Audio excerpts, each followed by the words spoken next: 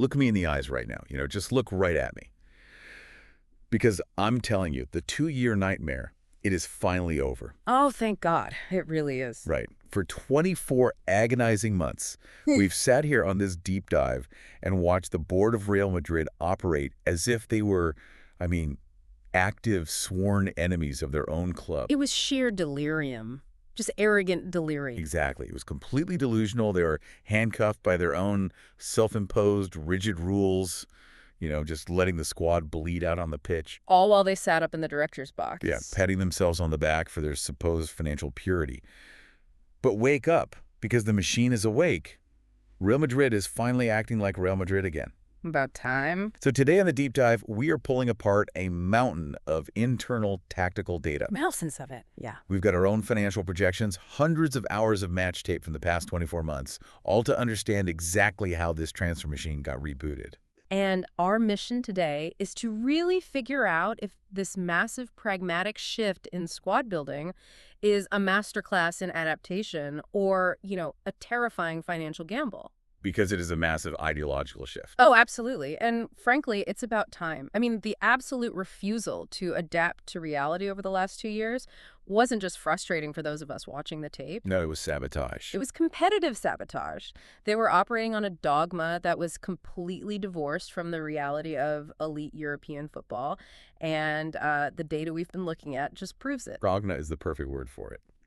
We are officially witnessing the death of Zidane's I Pavones 2.0. Rest in peace. Seriously. Yeah. For anyone who needs a quick refresher, that was the old philosophy where you only buy global galacticos or 18-year-old prodigies. Right. Completely ignoring the middle class of the squad. Exactly. The new mantra was basically like generational or nothing. Yeah. If a player wasn't a 20-year-old prodigy with limitless resale value or, a high-profile free We agent, wouldn't even look at them. the board wouldn't even pick up the phone. Anyone over the age of 30 was treated like they were carrying a contagious disease.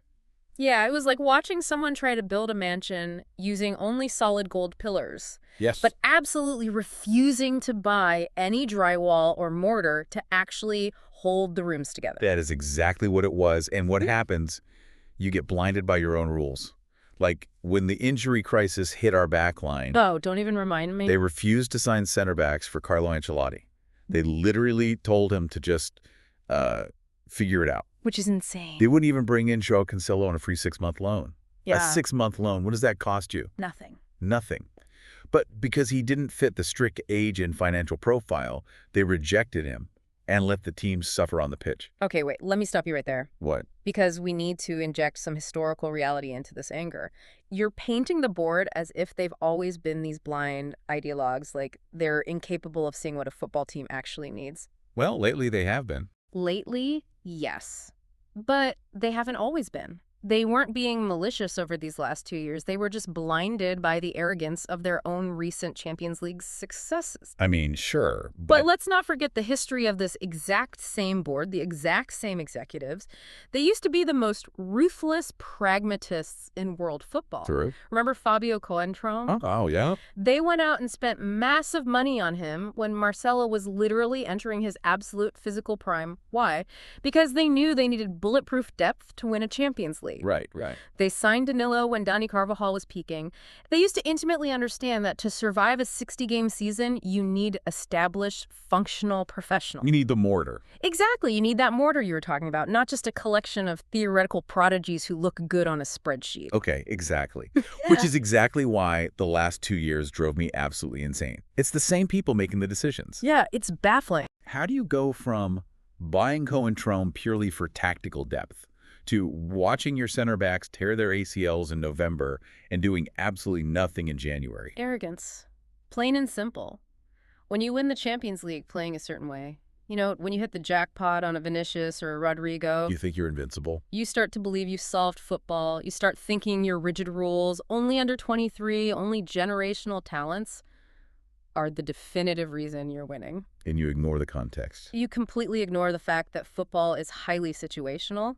But looking at the match tape and the tactical setups from this summer, the pragmatic switch has clearly flipped again. It definitely has. They've dropped the ideological arrogance. And because of that, they are finally genuinely listening to the manager on squad construction. So Mourinho's getting his way. Mourinho is actually being heard on the specific pieces he needs. Okay, let's unpack this Mourinho dynamic, Oh, because here is where I'm going to push back hard. Go for it. I am terrified of this. Aren't we just repeating the disastrous Kepa and Zidane situation? Oh, come on. It's not the same. It is. Handing a manager the absolute power to dictate transfers or veto structural moves based on his personal preferences. Look, if the club lets the manager dictate transfers, what happens when Mourinho is gone in 2 years? That's a different problem. But managers are temporary. The club is permanent. If we hand the keys to the current coach, we end up with a squad full of very specific, aging pieces that the next guy has no idea what to do with. I completely reject that premise. You're confusing the macro with the micro, and frankly, so is the club for the last 2 years. How so? The club still absolutely controls the macro, the big picture, the massive structural investments, the core identity of the long-term project. But Mourinho is finally being allowed to dictate the micro. The micro pieces. Specific roles, specific profiles, the surgical tools he needs to actually win a chaotic match on a rainy Tuesday night in November. Okay, prove it.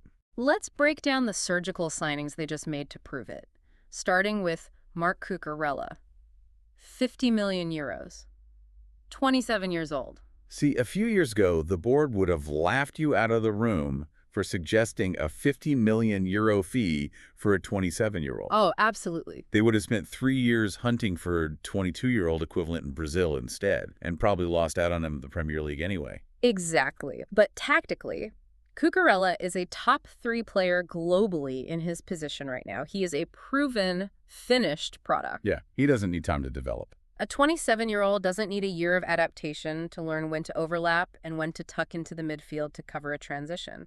He reads the game state instantly. Right. The old board would have scoffed at the age and the price tag, leaving a gaping hole in the squad. The new pragmatic board says Mourinho needs a world-class left-back to execute his defensive structure today, not in 2029. Buy him. Buy him. I mean, it makes sense. And then look at the tape on Bernardo. Okay, Bernardo is fascinating. He's costing, what, 20 to 25 million euros a year on the wage bill? Right, but crucially, it is on a short 2-year contract. Which mitigates the risk. Exactly. In a €1 billion annual budget, that is a highly calculated marginal cost. And what does he bring to the pitch? Vital experience and the specific ability to play between the lines. Which we desperately needed. It's a specific tactical deficit this squad has suffered from endlessly. I love that you bring up playing between the lines, because to me, bringing in Bernardo is like finally having a lockpick instead of just a battering ram. That's a great way to put it. We have spent the last 2 years trying to bash the defensive door down with pure athletes, sprinters.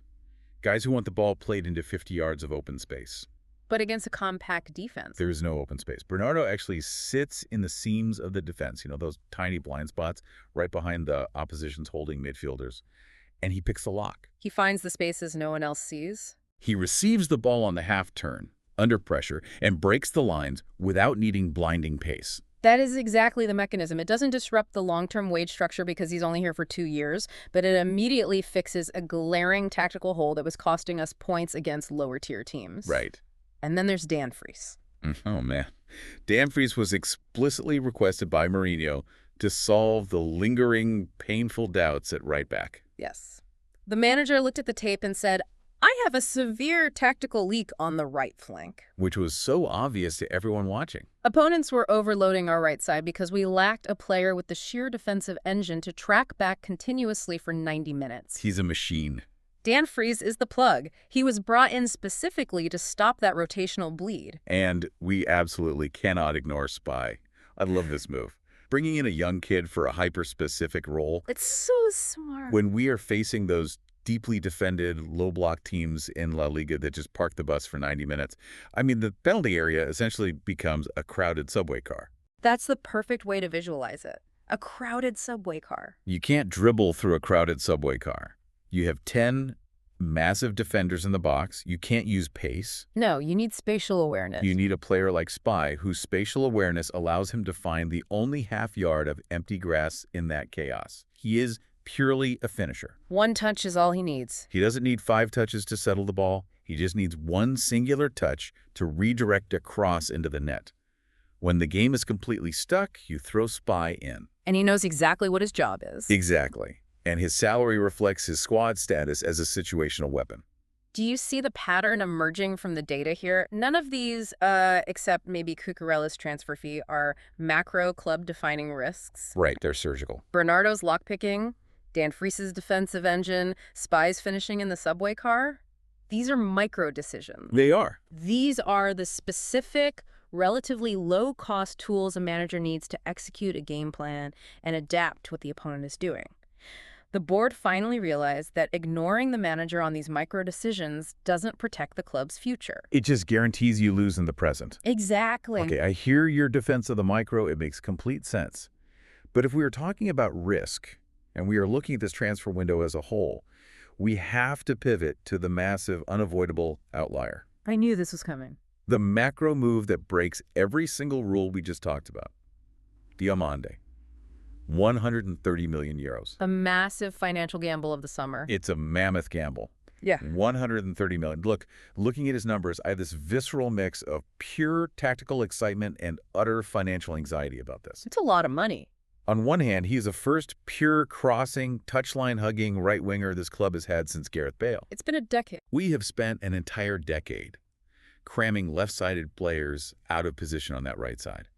Rodrigo did an admirable job as a band-aid in pass structures, but he was never a pure right winger. Especially after Mbappe arrived. Right. Diomande is the cure to a chronic, decade-long imbalance. But 130 million euros, that is a terrifying amount of money for a winger. It is the absolute definition of a massive financial risk. If you are looking for the dividing line between masterclass and madness in this new board strategy, Diomande is it. It all hinges on him. Tactically, it is an undeniable necessity. You just laid it out perfectly. The team has been entirely tilted to the left for years. Every defense in Europe knows it. Every Champions League rival knows it. Bringing in a true specialist fundamentally changes how opponents have to defend us. Exactly. Think of the opposition's defensive line like a thick rubber band. For a decade, Madrid has played so narrow, constantly cutting inside, which let defenses stay perfectly compact. The rubber band was relaxed. Right. Diomande stands on the chalk of the touchline and pulls that rubber band as wide as it will physically go. It stretches them out. It creates massive exploitable gaps in the middle of the pitch for our central midfielders to run into. He's not just a winger, he's a spatial disruptor. He forces the opposing left back to step out. And the entire defensive structure fractures. That is the exact tactical mechanism. Yeah. But you hit the nail on the head regarding the anxiety. The price. It's just so high. If he tears a hamstring in October, or if he mentally doesn't adapt to the crushing pressure of the Bernabeu, that 130 million euros is essentially frozen on the treatment table. That's the terrifying part. That's the gamble of elite football. Every major financial operation carries risk. But here is the critical takeaway when we analyze the board's new mindset. What's that? Instead of stubbornly trying to convert yet another left-sided player into a right winger just to save face and avoid spending the cash, they acknowledged reality. They finally paid up. They looked at the tape and said, we have a tactical void that is costing us titles. The market rate for a world-class spatial disruptor on the right is 130 million. Pay it. Which brings me to the other side of that coin. You can only afford to take a 130 million euro gamble on a spatial disruptor like Diomande if you are brutally, ruthlessly honest about your finances elsewhere in the squad. Yes. And that honesty is exactly what led to what might be the most shocking development of this entire summer. The cleanup job. The ultimate proof that this board has fundamentally changed isn't just who they are buying. It's what they are finally refusing to do. They're not holding on to bad assets. They're mercifully no longer doubling down on their own expensive, catastrophic mistakes. Let's talk about last year's 120 million euro disaster. I knew we were heading to the financial ledgers eventually. Mistantuono and Carreras. 60 million euros. Yeah. ECH. I could pull my hair out just looking at these numbers. It is painful. We spent 120 million euros last summer on 2 players, and let's just call it what it is based on the match data. Mistantuono is a complete, unmitigated bust. A total flop. He is a ghost on the pitch. He doesn't press, he doesn't disrupt, he just floats. This is a brand new Luka Jovic process unfolding right before our eyes. And for the listener, the Luka Jovic process is financial purgatory. Exactly.